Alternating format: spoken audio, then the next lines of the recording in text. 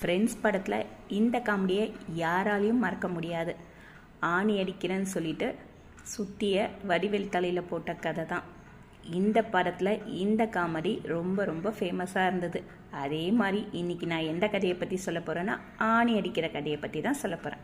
இதெல்லாம் ஒரு பொருள் மாட்டினோன்னா ஆணியும் சுத்தியும் தேடிட்டு இருந்தோம். நம்மளே கை வலிக்க அடிச்சுட்டு இருந்தோம். அது ஒரு காலம். அதுக்கப்புறம் பார்த்தீங்கன்னு வச்சுக்கோங்களேன், ப்ளம்மரை கூப்பிட ஆரம்பித்தோம்.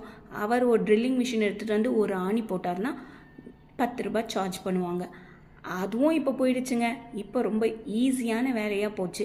அமேசான்லேயோ இல்லை மீஷோலேயோ இந்த மாதிரி ஒரு ப்ராடக்ட் விற்கிறாங்க. நானும் முதல்ல டவுட் பட்டேன். இந்த ப்ராடக்ட் ரொம்ப சூப்பராக இருக்குது. இதை பிரித்தோமா, நம்மளுக்கு எந்த இடத்துல தேவையோ அங்கே ஒட்டணுமா, அதுக்கு மேலே நம்மளுக்கு தேவையான படங்களை ஈஸியாக மாற்றிக்கலாம். ப்ளம்மர் ஆணி அடிக்க மட்டும் கூப்பிட்டா எந்த ப்ளம்மரும் வர்றதில்லைங்க. அதனால் எல்லா படத்தையும் அப்படியே வச்சுருந்தோம். இன்றைக்கி இந்த ப்ராடக்டை வாங்கணும், எந்தெந்த படம்லாம் மாட்டணும்னு நினச்சோமோ எல்லாத்தையும் வீடை சுற்றி மாட்டியாச்சு. இப்போது வீட்டுக்கே ஒரு தனி அழகு தான் வந்திருக்கு.